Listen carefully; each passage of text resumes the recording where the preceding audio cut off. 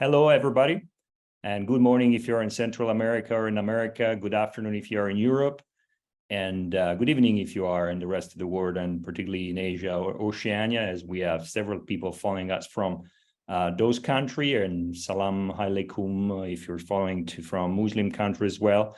Well, welcome to today roundtable talk, where we gather to shed light on a critical and pressing issue. It's the European Union's position as the champions of deforestation-free supply chains. The EU commitment to this cause holds immense promise for the preservation of our planet, precious ecosystems, and the well-being of future generations. However, behind this noble objective lies a challenging race against time, particularly affecting millions of smallholders in the so-called global South. The European Union Directive on Deforestation-Free Supply Chain, known as the EUDR, has a set of stringent requirements to ensure that only deforestation-free commodities and products enter the European market. This demand mandates traceability back to the production location, as you know, and we're going to talk about traceability today, placing the EUDR in a race against the clock, striving to achieve compliance by November 24.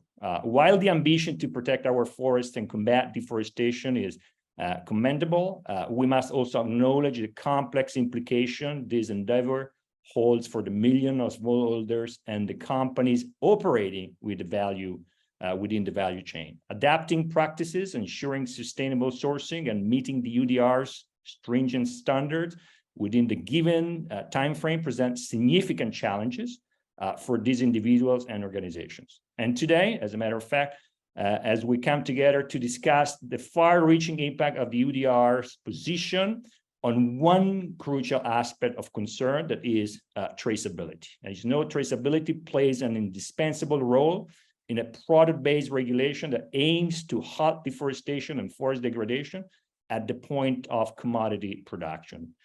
The EU proposal explicitly requires EU operators to exercise due diligence in ensuring that the covered products they intend to place on the European market comply with the market placement criteria. The proposal prescribes a framework of procedures and measures, including information collection, risk assessment, and risk mitigation, a lot of things. Among the minimum information gathering requirements, operators must collect geolocation coordinates, latitude and longitude of the production plots, as well as the date or time range of production. This information must be disclosed to national competent authority, and we will also to discuss in the future how these authorities will gather this information. As we know, in the different European countries, still there is very much unclarity. Through a due diligence statement before the covered products are placed on the European market. However, and that's the reason why we're here, concerns have been raised by several industry stakeholders regarding the EU proposal, particularly in the relation to the geolocation requirements. Some people argue that it would result in increased cost for EU consumers, while others question whether operators are allowed to use voluntary certification scheme to fulfill their due diligence requirement.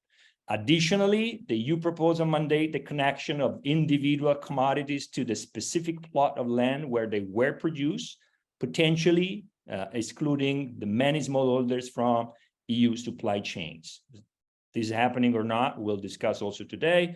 There are also concerns about data privacy and potential violation of competition antitrust laws in producer countries due to the disclosure of geolocation, producer, and product information. It is essential to address these concerns and engage in a thorough discussion that takes into account the various perspectives. Our goal today is, in fact, to explore viable solutions, foster understanding, and strive for a balanced approach that not only safeguards our environment, but also supports the well-being of smallholders and the sustainability of global supply chains.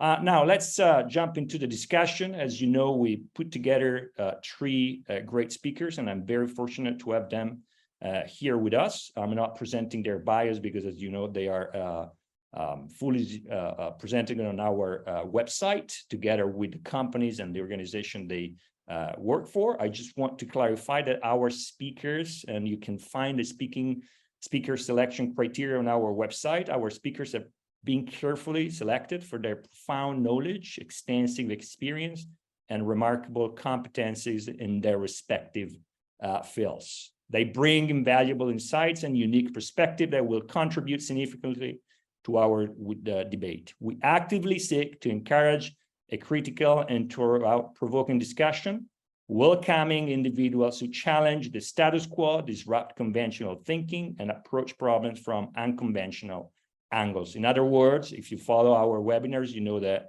we celebrate rule breakers, underdogs, and mavericks. And I guess today we have a bunch of mavericks here who think differently and have the courage to explore uncharted territories.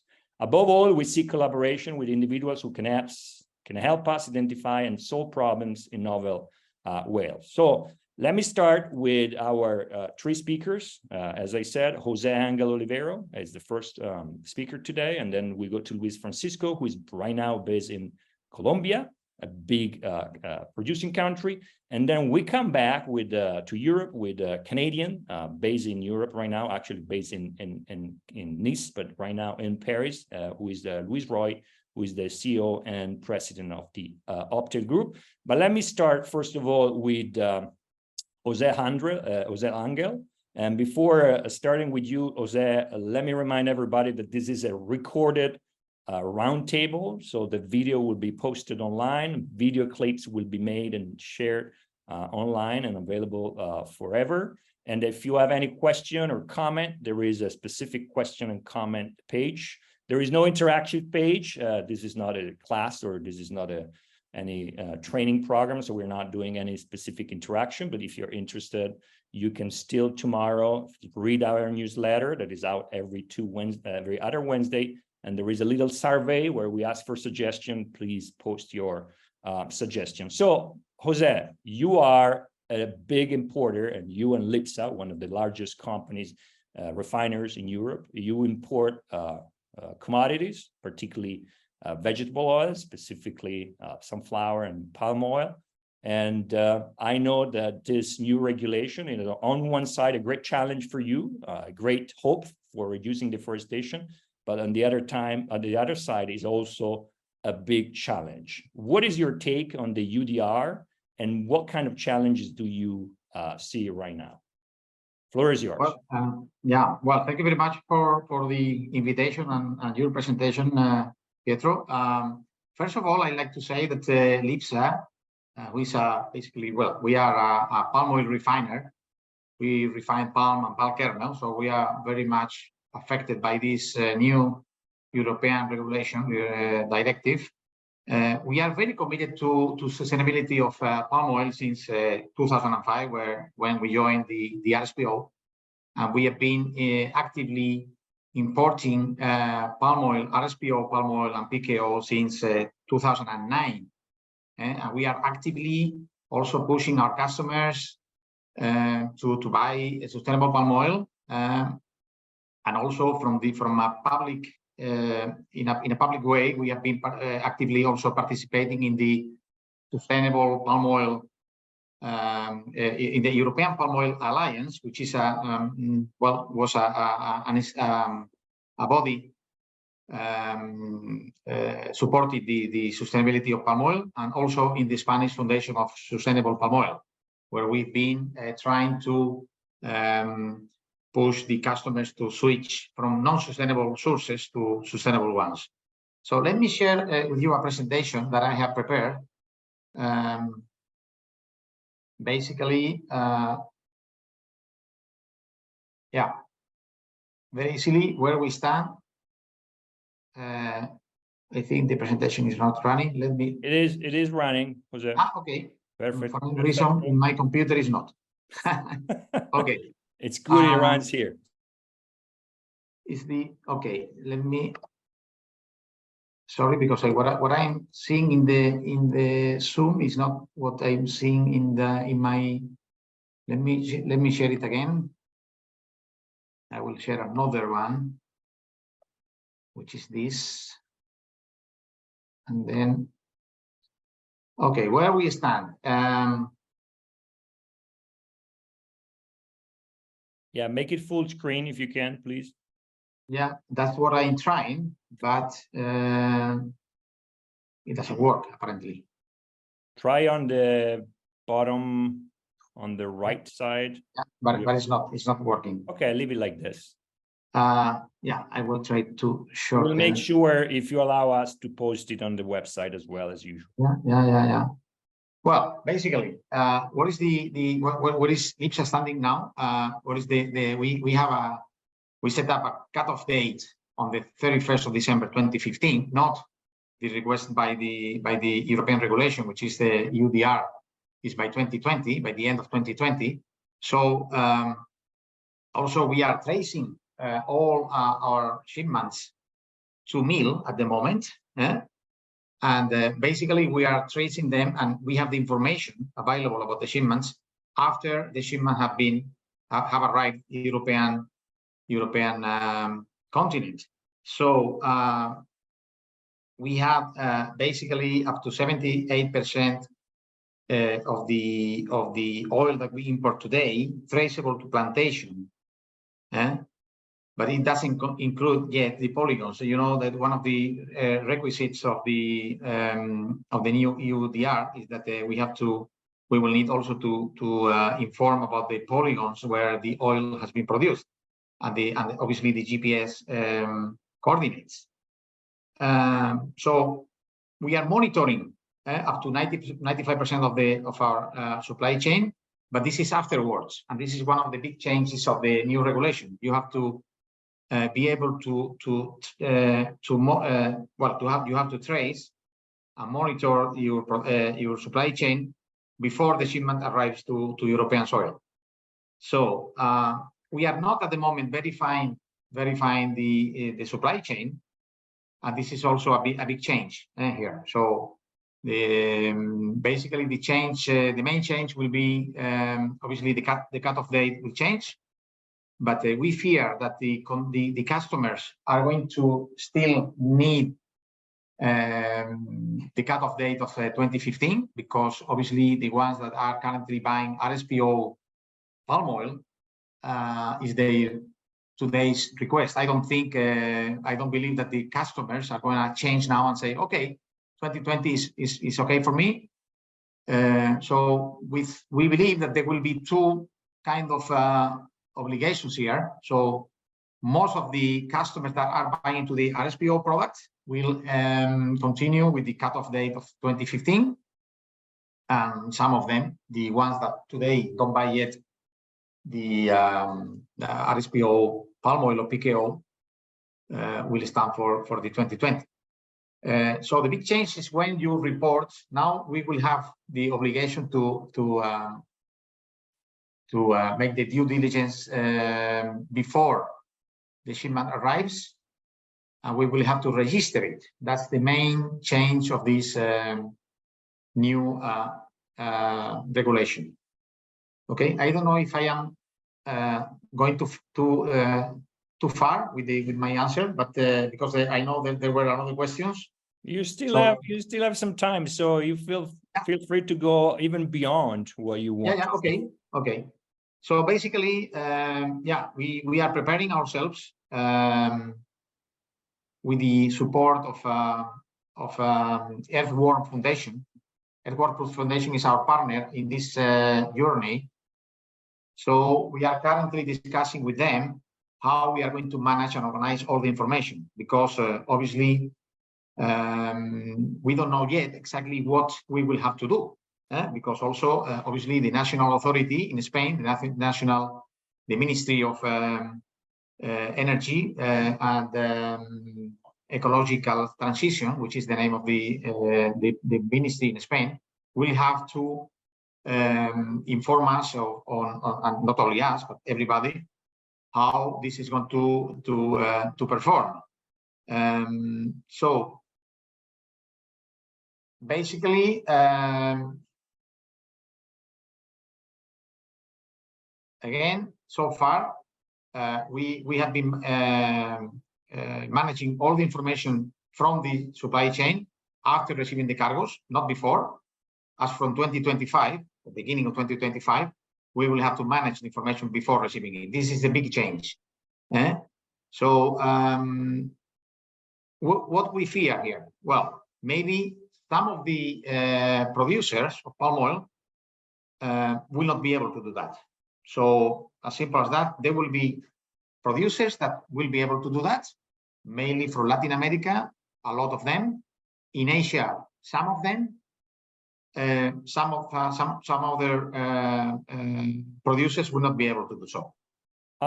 Jose, sorry to interrupt. When you mean producers, who do you mean? Smallholders, exporters? Well, basically, states and plantations. Smallholders, well, you know that up to 4 tons per hectare, we don't have to report the polygon, but only the GPS coordinates.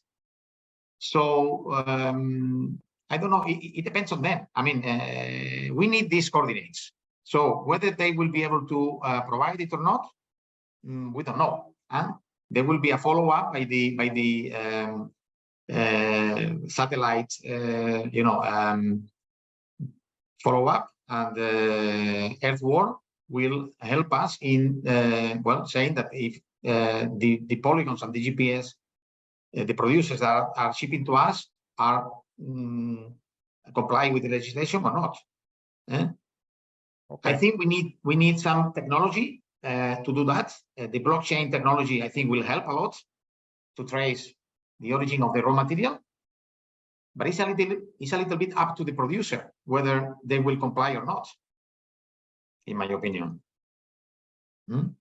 Thank you, Jose. I will interrupt you here. It seems you have a lot of work. What we see, and this is also a matter of debate, and for the one that are part of our Sustainable Nutrition Network, we will have a closed-door discussion in 2 weeks exactly on what European countries are doing. I understand from you, but this is the case of Italy or other EU 27 members, that it's not clear what, not really government, but the bureaucratic apparatus is going to do, how they're going to implement the regulation. This is very still in the dark.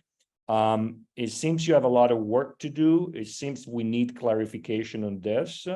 And obviously, I like and support the topic of technology. In our past roundtable, we specifically discussed the role of technology. And today with Louis, probably we're coming back to that. But let me move to Luis in Colombia. If you can stop your screen sharing, Jose, thank you so much. There is also a question for you in the question and answer. So if you want to jump there and just see the questions so that you can answer later on.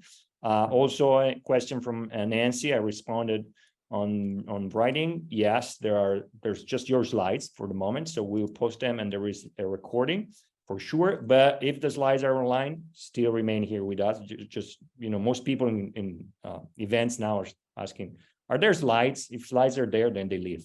So let's say there might be slides online. Now, Luis, coming to you, you are exactly on the opposite side of Jose. You are an exporter. So you are in the producing countries, right? In Colombia, you deal with producers, with mills, you deal with the farmers and particularly also the smallholders. So what are the challenges that you are facing from this side and then moving toward Europe?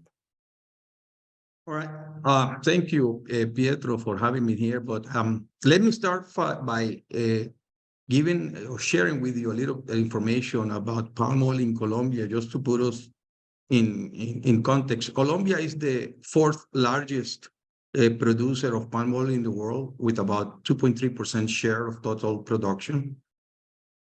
Out of that, we export 30% of total production, of which 45% of that goes to the EU. So the EU is a very relevant market to a Colombian producer, and thus we follow very closely any decision that the EU makes with regards to access to the market for palm oil and palm oil products. Now, you can say that we were somewhat a little bit ahead of time, but 5 years ago, we jointly with some EU countries and NGOs established a zero deforestation agreement along the value chain of palm oil production in Colombia. And about the same time, the National Federation of Palm Oil Growers of Colombia, FEDEPALMA, also launched the National Initiative of Palm Oil, Sustainable Palm Oil of Colombia to further along that path of verifying that the production in Colombia is highly, jurisdictionally, highly sustainable. Now, the logical next step to zero deforestation is verifying that that is the case, and track and trace is the way to do that, but it presents definitely challenges to the producer. Now, we can split that in two.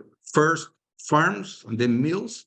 Now, if you look at farms, plantations, in Colombia, we have many small and mid-sized producers. Now, I think the regulation has established a smallholder as 4 hectares, as Jose Angel was just sharing with us. That happens to be too small. I mean, we do not encourage palm oil growers in Colombia to plant less than 10 hectares because the main purpose of the smallholder is to drive them out of poverty. And you cannot do that. I mean, you cannot achieve a decent income to the family if you plant too small a field. Now, for a smallholder or a mid-sized producer, track and trace needs to be easy. I mean, easy to access, easy to understand, easy to manage. But I would say that most importantly, it needs to be meaningful.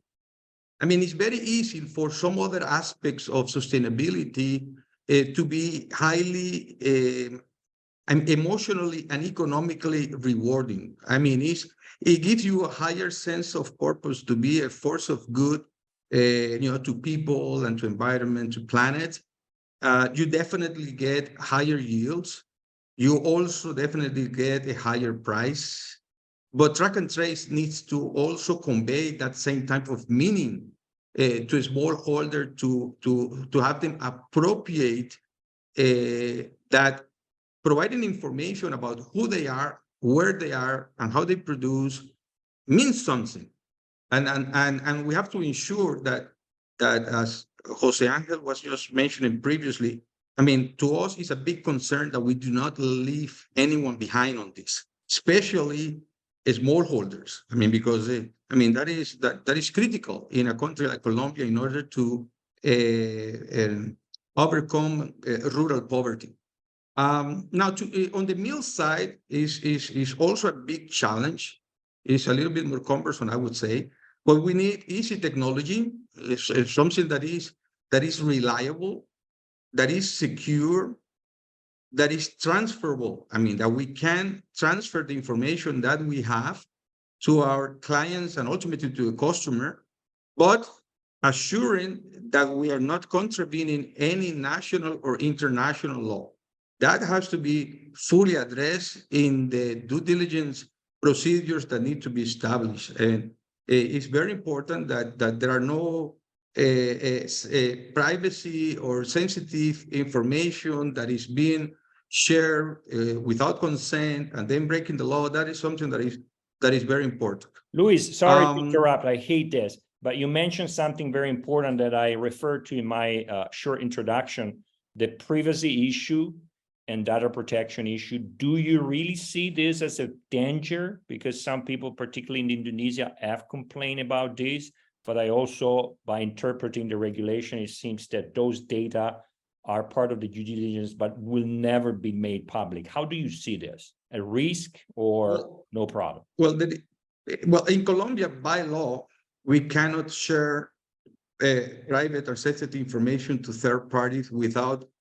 the first party actually consenting in writing and specifically to whom are you going to share that information to and for what purpose. So you'll be breaking the law. I mean, if you share information without that consent. So that makes it inoperable in order to be able to have like an open authorization to share with everyone. That makes it very difficult. Now, there are other concerns, of course. I mean, a country like Colombia and many other countries around the world in the tropics with security reasons in the rural areas. I mean, to have that information in the open is not something that a producer will really want to do. And that's what I meant before with being meaningful. I mean, we have to add value to a producer to want them to be able to share that information in a secure way. I mean, it has to be secure. Thank you, Luis, so much, particularly for clarifying the privacy issue. Privacy law are different and they change from country to country. So it will be very, very much interesting to understand how this will evolve. I understand, again, there is a lot of unclarity, and that's why we also have so many people attending today. Because when there is darkness, we need the light. But when there is darkness, allow me to joke, it's great for lawyers. I think lawyers will have already having a great job here. But let me move not to a lawyer, but to an entrepreneur, not specifically dealing with any vegetable oil. So it's not a producer, it's not a small holder. I would say today is a big holder, allow me for this joke. And is Luis Roy from Optel, the founder and CEO. Maybe Luis can give us a few information about the company you started, and you started, as I understood, in the pharmaceutical sector by helping pharmaceutical companies to trace their products. And now you are, I would say, very much intrigued and probably excited, and probably with your creativity, you will also help finding a solution to this incredible challenge. So do you see a role of technology as an enabler? What kind of challenges do you see? And do you think that traceability at this level is possible? Yes, thank you. Totally. So I'm an engineer and we've worked on supply chain since many years.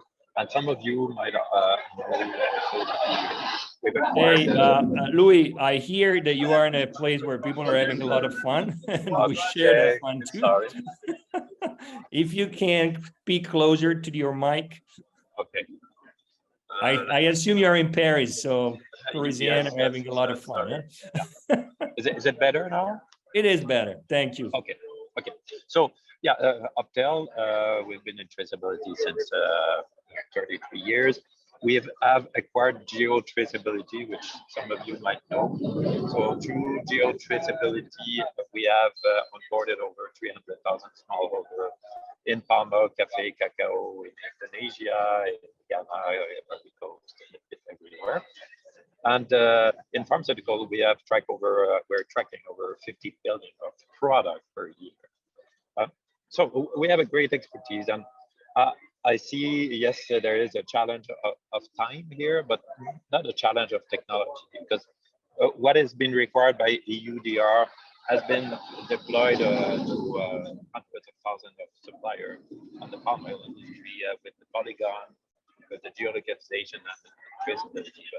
But of course, it's a lot of work. So I would like also to put another context to this.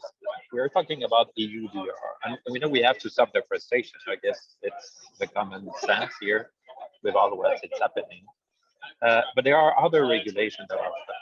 There is the CSDD that has passed last week, and we believe that most probably some states in US will probably apply similar regulations. So I don't think that the regulator will step back on this. So this is coming, and we have to move on. So we've been in discussion, of course, with our experience in the palm oil, and I like the Colombian model, like the Fede Palma. There is a role of the local community to onboard the smallholder, and the way we see currently, we still have to validate that with the EU regulator. But I recommend to the industry, you need to, at the first transaction, you need to clean your supply chain as soon as possible. Because trying to understand, okay, is my supply chain is clean when you have a container containing 100,000 farmers will not work. So we are pushing more that the technology like on mobile phone.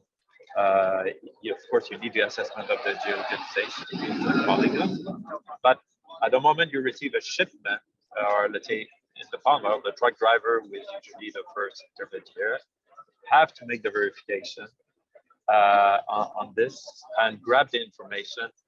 So you need to clean your supply chain as soon as possible. Otherwise, it will be impossible, because we all know, like on the coffee in Colombia, there's 500,000 producers. And if you're finding later that there was deforestation, it will be very complex. So there are technology out there we've demonstrated. With the geolocalization, right away we go on the cloud. We integrate the satellite to demonstrate that to the palm oil industry. And you have right away your check. Okay, yes, this transaction is safe. I can put it in my supply chain, and then it doesn't matter if you agglomerate 100,000 farmer, if all of those 100,000 farmer has been tested at the transaction point. Of course, they will be checked required by Europe community. They will be checked to be allowing to check, okay, is this land, was there let's say we saw that in palm oil, a land producing 2 tons of kernel when it can only produce 1 million. So there is those mass balance check that will be along the supply chain. We believe it should be satisfying, and if you allow also third-party auditors that we work with to gather the information on the field to go and make some check. Okay, was there really palm oil plantation on this land? Because there might have been no deforestation, but there might have been no palm oil on this land, or coffee or cacao. So I think the technology, it's already mature. It can be deployed pretty fast to millions of smallholders, but the work is more, we need to get those people who are making the first transaction. And we know, like in palm oil, it's not necessarily the mills. Sometimes it's the truck driver. So we're going to need to equip the truck driver, those people doing the first transaction, to allow them to sell to the mill what they got in their truck. They're going to have to demonstrate that they've done the work, and that there is a mass balance that is working. So I'm not worrying about the technology. This will happen. This needs to happen, and also this connectivity. And we've talked about that at the WTO. This connectivity will help accelerate what everyone is waiting for: an acceleration in the digitalization from the smallholders. It will help them get better financing. I think the Federation of coffee grower in Colombia is a good example. They are putting a system now, financing tool for their smallholder in Colombia to help them have better transaction, improve their life. So there is a positive aspect to accelerate the digitalization. And there is also this wave that is coming. We need to decarbonize the supply chain. Okay, deforestation is the first step. Decarbonization is another one. There will be in the coming years a huge revolution in the agriculture practice. There is a lot of research, and you saw currently a lot of the big companies are investing deeply to go into regenerative agriculture, try to replace the fertilizer. So there will be a need inevitably to send the best practice for the agriculture and get the collected information from the farmer also, which one has the best yield, how have you done? So this connectivity will help all the community after a while to reduce the carbon footprint, improve their yield, and then get on the global market. So I would like a little story also that happened in the pharma. In the pharma, it started in US by California passing a law. And because California is 20% of the market in US for the pharmaceutical product, every manufacturing company, every exporter to US had to comply. So I think that what EU is doing will enforce the digitalization of smallholder everywhere around the world, because again, this is touching many commodities, and it's just the beginning. We know EU has another list of commodities that will be coming afterward. So this will, it's going to be hard, but it needs to happen. Technology is mature enough to make it happen, and now we need to get on board. We need to get closer, the first transaction to the small order, the point of collection is the key. So how do we get those stakeholders involved in capturing the information?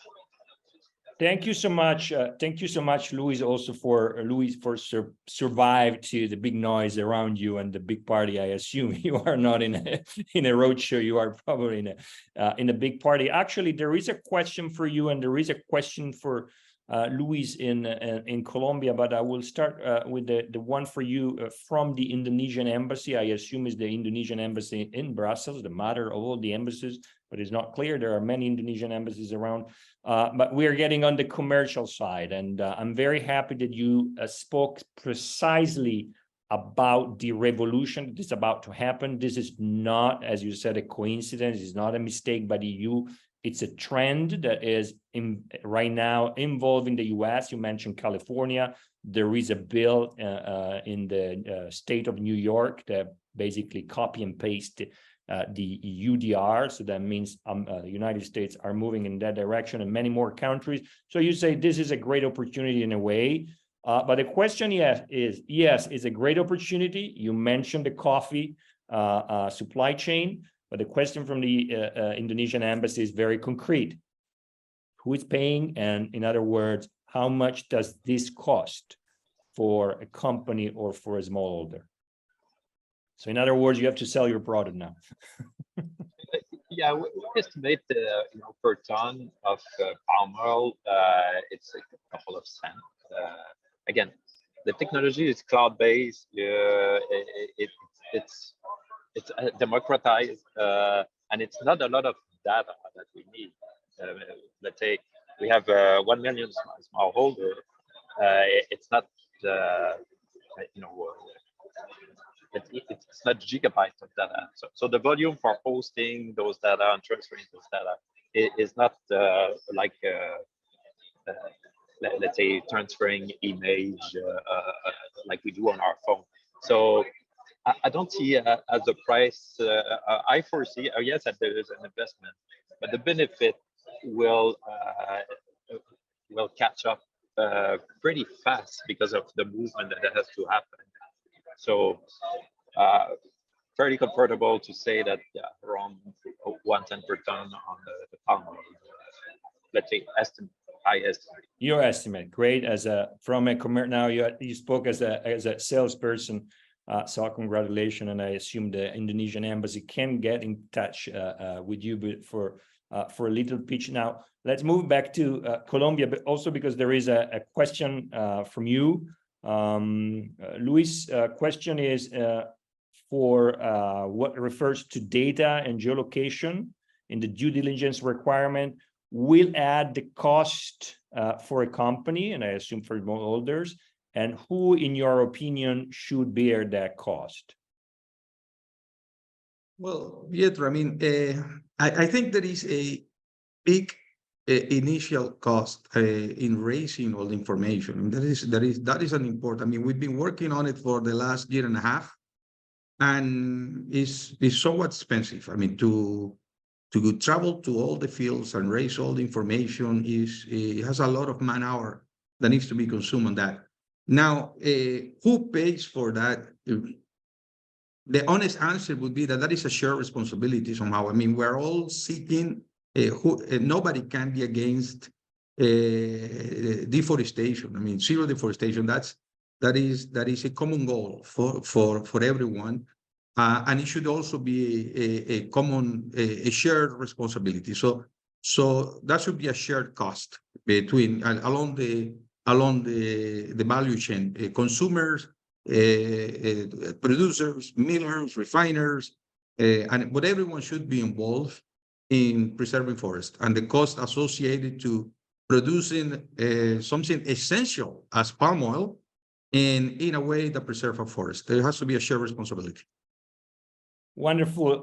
Luis, I have to say that you came up with, you should change your job. You gave two strong statements. You probably should work in politics or in advertisement, because you said clearly nobody left behind. And I think that is a statement that the European Union and particularly the Commission have to bear in mind. And then you said is a shared responsibility, and I do agree with you that we shouldn't leave anybody behind, and we should share, and particularly in a way, European consumer and institution. And as you probably know, or whoever is here with us, all the participants are aware that the European Commission is willing to support to support producing countries in this transition, okay, at least in words.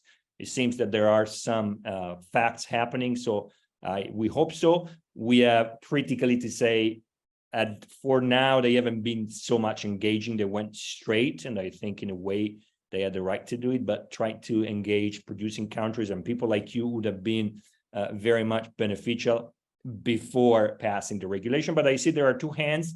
I first moved to Madrid, if you're in Madrid right now, Jose, and then I will go back to Paris to Louis. Jose? Yeah. Well, actually, I'm in Barcelona, but You anyway. are in Barcelona, In sorry. Spain. I'm in Spain. Well, no, I agree with Luis' statement saying that this is a shared responsibility, etc., etc. But the responsibles of the law, in principle, are the European politicians. So I should say, well, they should bear the cost of the regulation they put in place. Having said that, honestly, I think that this obviously everybody on the supply chain should do its job. But at the end of the day, who is going to pay for this is the consumer, the European consumer. So the producer in Colombia or in Malaysia, Indonesia, Guatemala, etc., they will obviously have a cost that they will have to transfer to the export market. And obviously, we as LIPSA, middleman, we are going to pay this cost, whatever it is. Obviously, there will be a discrepancy because obviously maybe in some places of the world, it will be a lot easier to do all this traceability exercise than in other parts of the world. So maybe for some producers, it only costs $1 per ton, let's say. For some others, it costs $25 or $50 per ton. So who's going to win? The one that is going to, let's say, do it more efficiently and has a lower cost in doing that. And obviously, what I will have to pay, I will need to transfer it to my customers.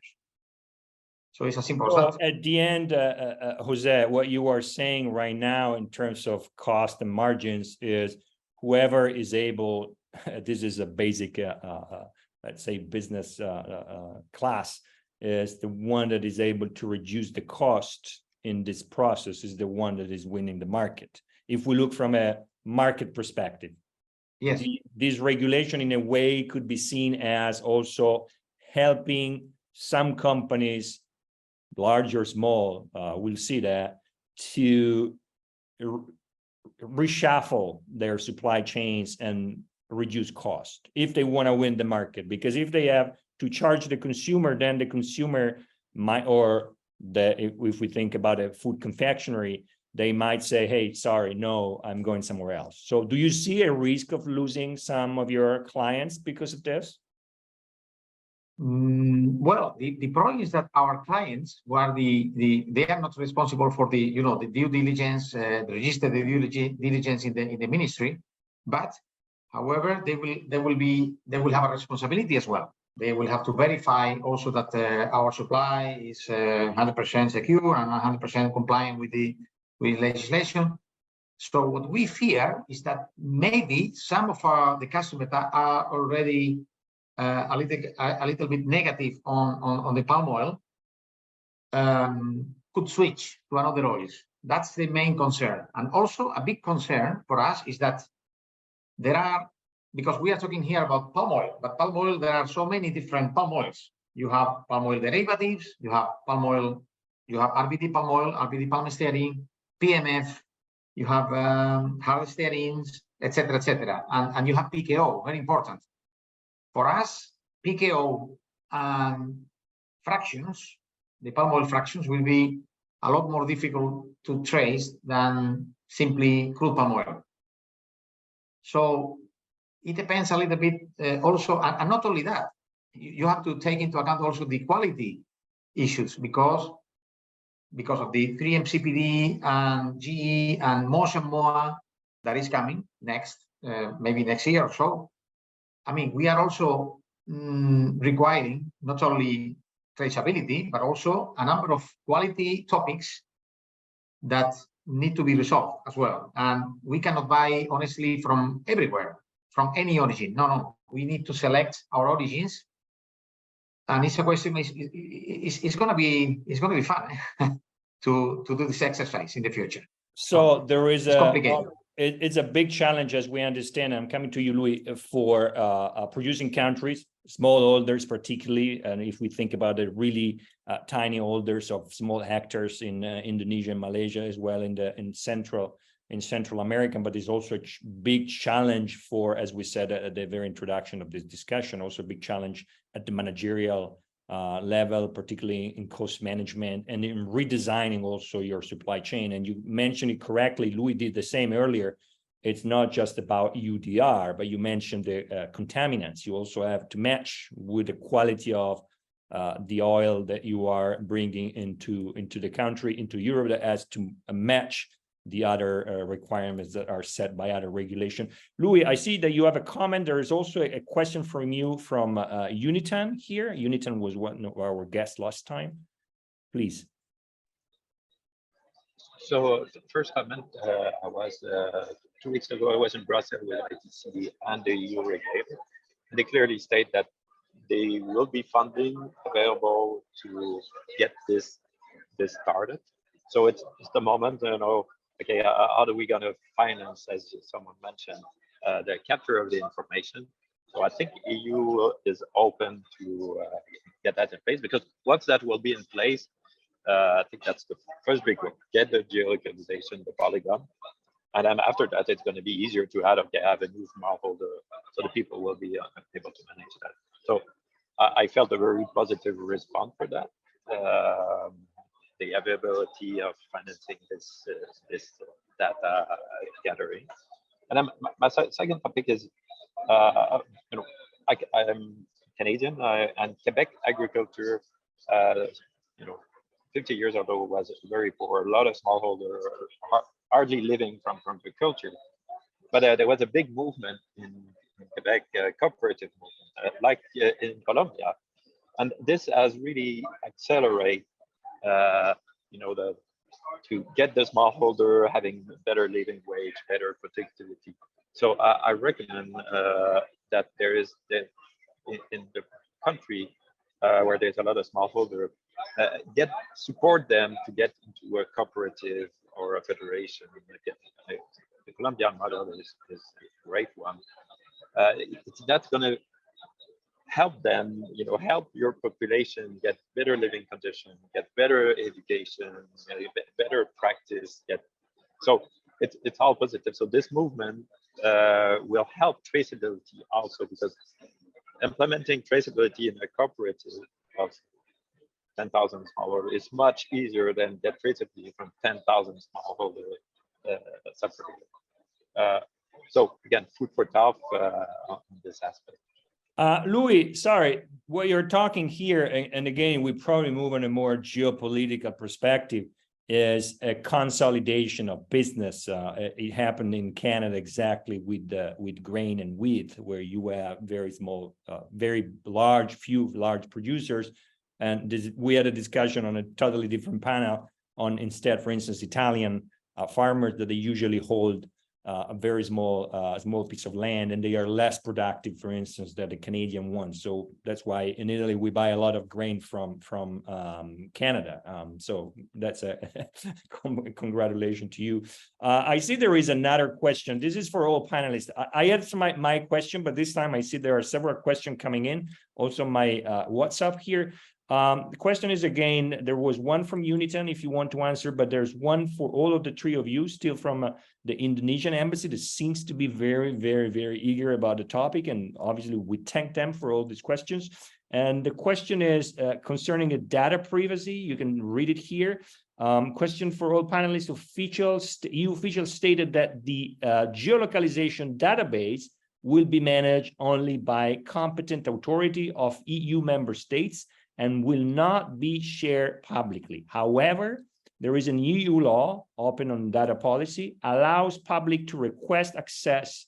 How does this sign with the EUDR? I think we are becoming very technical here, and particularly on data privacy. Maybe it can be a topic of our next discussion. I'm not sure one of you wants to answer this. We probably need a lawyer here. Yeah, probably we do. I don't really have the answer to this. Honestly, I don't have this information. I cannot answer. A comment of what's happening in the US. In the US, there is the Food Safety Organization Act that has been voted, and I like the model, and I think the EU we could apply the same model. When I don't think there will be any public information. There will be a request for information. And I call it the pull the string. When the FDA want to have the precise geolocalization of the field where let's say the lettuce come from, it's starting from fresh food. Well, they pull the string. They say, okay, Walmart, give me your supplier, and it needs to be digital, so it goes very fast. So there is a privacy of the data is protected, and only government auditors have access to it. So there's a way to design this, and the same thing has been done in pharma. In pharma, again, we track 50 billion of product per year. The information is not public. Government, FDA can come and say, I want to pull the string to validate that. So I think there is a way on this. It's been done on other supply chain to provide secrecy. And I would like to answer also, there was a question from the Uniton about the different derivatives. It's why I say we need to clean the supply chain as soon as possible, because if you try to clean the supply chain later on, let's say after the meal, we know it's not going to work. You know? So only allow product, entering the supply chain that are verified, and keep track of this verification. Otherwise, later on, in palm oil with the logistic and all the different process, it's going to be difficult. So my recommendation to supply of all of that is clean your supply chain at the farm. Later on, it's going to be too hard, and then you control by the different volume. Thank you, Luis, because you are as every entrepreneur, you are very optimistic, and we love that, and you are very visionary, and of course we love it. Probably Luis and Jose have a different interpretation right now of that, but we need also a vision. If there are no other questions coming from our audience here, I would like, since we're getting close to the hour and therefore to the end of our what we call smart brevity discussion, and I think that we came up with more questions and probably unclarity and uncertainty than answers, but it's inevitable, and this is also a stimulus for hosting our other more discussions, and we'll certainly do. Particularly, I see that the data privacy is one topic. I want to go back to Jose and Luis, and then maybe we close with Luis. What do you see happening in the next months for you? Because it's a lot of uncertainty. How do you think you can solve this uncertainty? Luis said you promised to put money, as we understood, and hopefully will do. As a taxpayer, I'm always a bit concerned about all this money, where it's coming from, but it's good that the European Union is committing to this. What would you like to hear in the next few weeks and months? Jose? Yeah, so we will continue cooperating and with our partner, which is Earthworm Foundation. They will advise us what steps to do. We are collaborating with them already for 5 to 6 years, and they will guide us And obviously, we have the we will count also with the cooperation and information that our European Federation of Industries, FEDIOL, will give us. So they will show us the route, and we know it's going to be very difficult. We don't know whether there will be a major change in the European Union position, because honestly, I think they have chosen probably the most difficult route.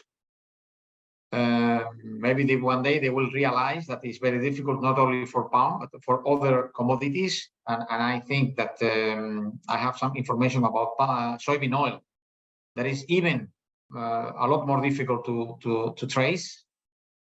Also because there are some political rejections to give information about the GPS coordinates and so on, nominally from the United States. And but I can understand that for other crops like coffee or cacao, it will be a mess, because probably most of it is produced by smallholders. So you don't see that consolidate. You know very much the market and the industry, the supply chain. Do you see this transformation that Louis was talking about happening in the short time, or you don't see this happening? Hopefully, we will transform the market, but I think there will be a segregation between the good and the bad producers, let's say, and at the end of the day, there will be people that say, okay, forget about Europe, I will sell to North America, I will sell to other Asian countries, Africa, etc. And some others that probably have an easier possibility to comply with the legislation. They will say, okay, let's go to Europe, where we can find a premium for my product. Oh, you see this risk. Luis, do you see this risk happening too? Some Colombian companies not going to Europe? Well, Pietro, first of all, let me say this. As business, Luis, I'm also sorry, taking the chance to show very updated data on the import in Europe per usage from major producers, major 4 importers or exporters toward Europe: Indonesia, Malaysia. Colombia is the 3rd one. You are the 3rd in Europe, not in the world. It's Thailand, but Thailand is basically not exporting to Europe. And then is also Guatemala. I think you have to look back behind for Guatemala. The guys are growing fast. Anyway, sorry to interrupt you. No problem at all. No, what I was saying is, I mean, there are 2 things here. I can see concerns by palm oil producing countries. I mean, we all know by now that palm is a highly efficient crop, and oils and fats are essential for human being well-being. And it's a balancing act. I mean, we need all oils, okay, after all. We need all of it. And we do not want to see these regulations that, of course, we'll try to comply with, becoming barriers to access market instead of being responsible producers.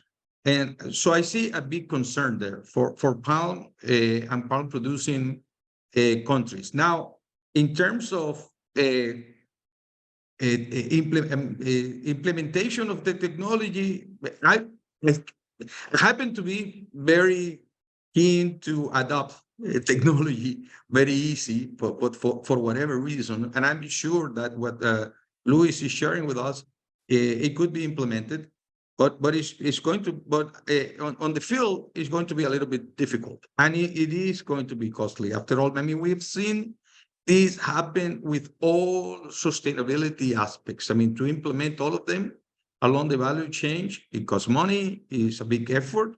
Yes, it is rewarding at some point, and that's what I meant before with zero deforestation and tracking, trace and tracking has to be rewarding to the producer in order to motivate them to do it. Now, switching markets, it's very difficult. I mean, we have seen that. I mean, Colombia has tried for many years now to have a wider portfolio of countries to export our palm oil products to. But as I said before, I mean, after all, in every part of the world, we need all oils, especially those that are efficiently produced, and palm is number one on that. So let's see what happens. Thank you, Luis. Louis, I want really briefly to close with you because we are at the hour and I see some people are stepping down, running to other meetings and commitments. You were very visionary, very optimistic. Is the technology there and can it be implemented quickly, as you said? Yeah, I think the quickly is the challenge, mostly because yes, we'll need people on the ground getting this data. So I worry about the timing. I'm less worrying about achieving it, and we'll see what the EU will do. Okay, the data are quite straight. Maybe they will, the last minute, they will say, okay, you still have 1 year without fines. We saw it in the pharmaceutical where the when regulation was placed, it was they didn't change the date, but say, okay, for a year we accept. So, but the industry has to move, and we're here to help it, trying to find the cheapest, the fastest, the less friction. But again, yes, I know it's difficult.